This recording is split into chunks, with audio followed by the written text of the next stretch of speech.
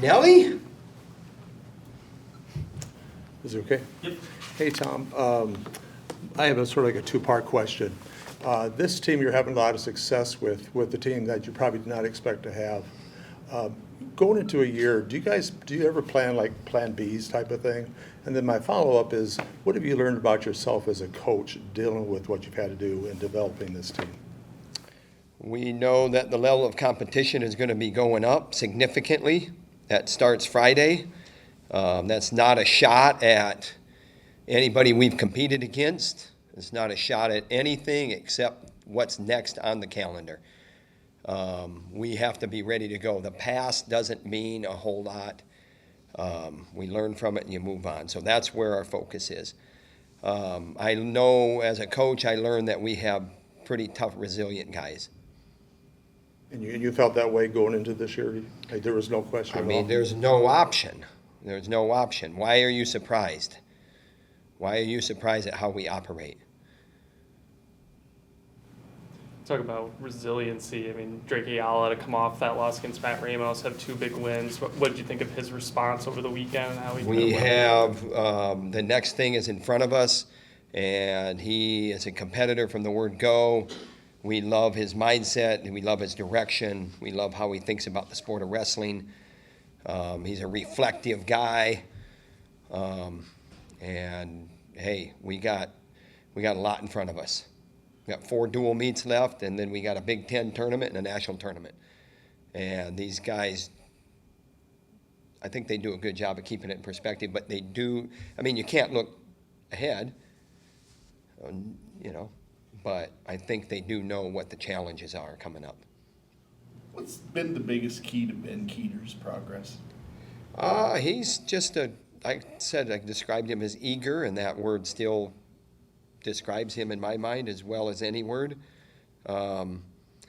We know that he is a super, super competitive guy, and everything about him, he wants to compete. He wants to get out there, and he wants to prove to the world that he is legit. And whether that's wearing a uniform with shoulder pads and a helmet or on a wrestling mat, it's the same. That's how he's wired. Tom, I have to ask you about Zach Glazier. Basically, 3 years behind, Warner. At this time, when everybody could transfer so easily, why do you think he stayed around here? I think that he knows what he wants. I don't think he ever looked at it like he was never going to be in there. He had some adversity thrown his way with some things that he fixed, or we have a great medical team, and he's done a great job of staying grounded and zeroing in on the things that he needs to zero in on. I'm not saying that there hasn't been challenges there, but give him credit for his resolve. Love it. Do you remember ever having conversations in the past few years with him about his future? And where A lot of conversations with everybody, and whether they're at the top of their game, whether they're struggling, whether they agree with the way things are being done, or whether they're just plain and simple frustrated with where they're at. We always have conversations one-on-one, so that's a natural for us. You guys like to focus internally and focus on what comes next and everything.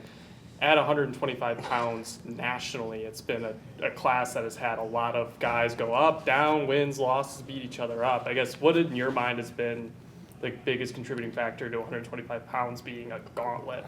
I think you just got to be ready every time out, and I think, I think every weight class eventually gets to that,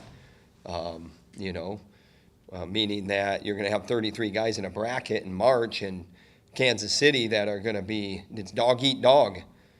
So you got to be ready, and you got to build, and you got to have the right mindset, you have the right belief, and this is not, how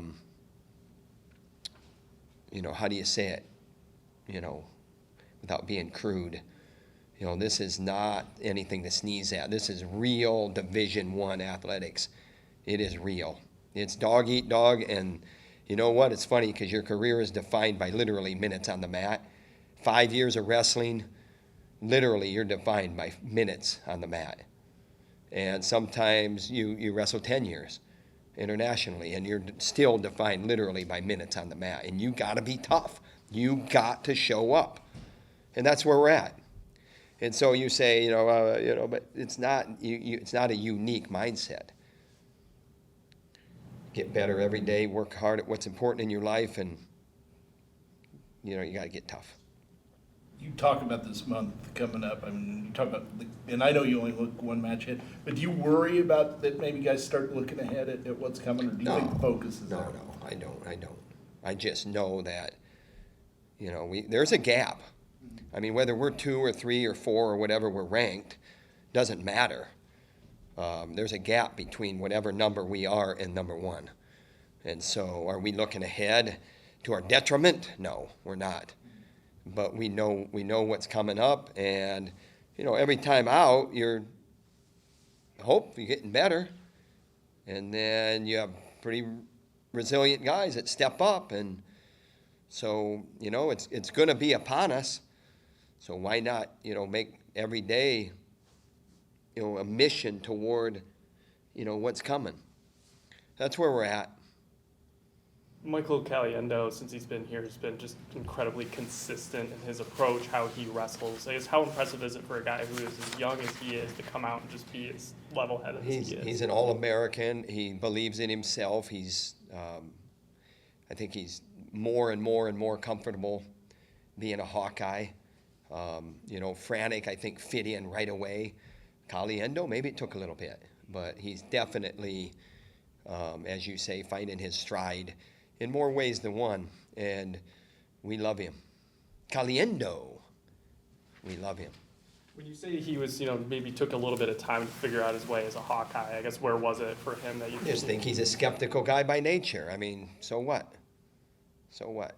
Great way to be. Just jump in with both feet all the time. Sometimes you get bit when you do that. You got to feel your way around a little bit maybe sometimes. You had said at Media Day, too, that was a guy you recruited. Him and Frantic both were guys that you went after. What was it about Caliendo that struck you when you first kind of started to see him perform back then? Well, I think it was a no-brainer with where we were headed back in those days, back in the early days of May. So I got the best advice from my boss, my direct report boss at the time, and she said, go work on your roster. And that's what we did. So Tom, with Ben Keeter, he still has some matches to go to whether to determine whether he gives up or not. Will his next 2 weeks determine that? I think that we have 2 really good heavyweights there, and it's not, here's the thing. They're going to both wrestle, and they're going to both be out on that mat, and they're both going to have to continue to develop to be better. And we love Bradley Hill, and we love Ben Keeter. And you're talking about the Ben Keeter match at Northwestern. Well, what about the Bradley match at Illinois? I mean, so we just got to keep getting better. That's where we're at. What do you think? Is that right? I think so. Thanks, guys. Thanks, Tom. Thanks, Tom.